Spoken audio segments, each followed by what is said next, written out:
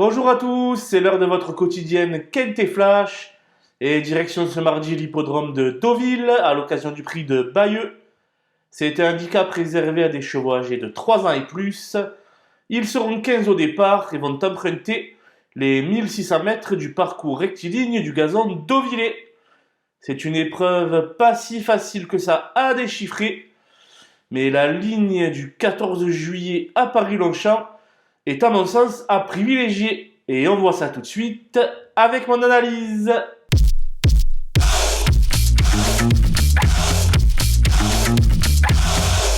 Les bases avec le 4 Belace qui a tapé fort dès son premier quintet en s'emparant de la deuxième place devant Aibari de la course référence. Il possède une expérience outre-Manche sur les parcours rectilignes. Dès lors, rien ne s'oppose à le voir lutter pour la victoire. Le 3 Aibari fait preuve d'une belle constance depuis le début de l'année. Il s'est classé 5e cette épreuve l'an passé et est donc 3e de la course clé du 14 juillet à Paris-Longchamp. Lui aussi fait figure de vainqueur potentiel. Le 9 Ends of the Earth est un poulain tout neuf qui n'a certainement pas encore montré toute l'étendue de son potentiel.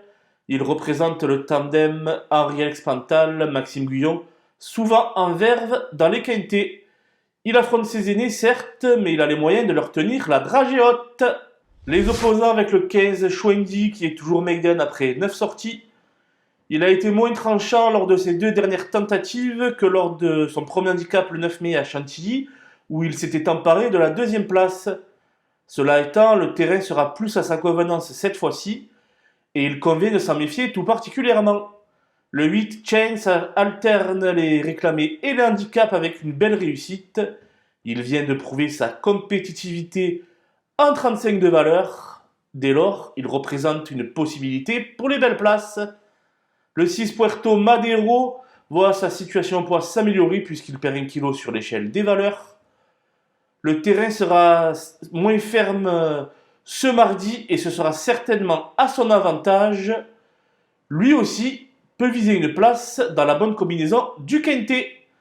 L'As Exciting totalise 50% de réussite dans les quintets, sans jamais avoir franchi le poteau en tête. Sa dernière sortie à Paris-Longchamp a été décevante, mais jugé sur ses meilleures valeurs, il mérite d'être racheté en confiance. Mon coup de poker sera le numéro 11, Art Woodman, qui reste sur 3 succès lors de ses 4 dernières tentatives.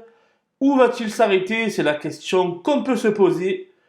Il évolue désormais en valeur 34 et cette épreuve constitue un bon test pour savoir s'il possède encore de la marge. Les outsiders avec le 7 Gaylord Seniora qui vient d'ouvrir son palmarès le 14 juillet à Paris-Longchamp.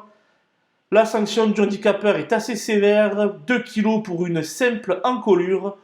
Toutefois, sur sa forme, rien ne l'empêche de prendre une place en bout de combinaison. Le 12 Gallant Did vient lui aussi d'ouvrir son compteur victoire à Compiègne après un bon début de carrière. Il est pris à une valeur correcte pour son premier handicap, mais un doute subsiste sur son aptitude aux pistes alourdies. Le 2 Central Park West vient d'effectuer ses 2 dernières tentatives dans la catégorie des réclamés. De plus, c'est plutôt un spécialiste de la PSF. Dès lors, d'autres candidatures lui sont prioritaires. Le 5 Light Wake Up reste sur 2 victoires qui ont fait passer sa valeur de 30 à 37,5. Cela va se compliquer désormais et lui aussi ne constitue pas une priorité.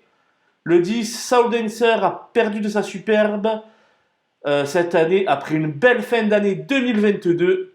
Le handicapeur lui ôte 2 livres, mais je pense que ce ne sera pas suffisant pour pouvoir se glisser à l'arrivée.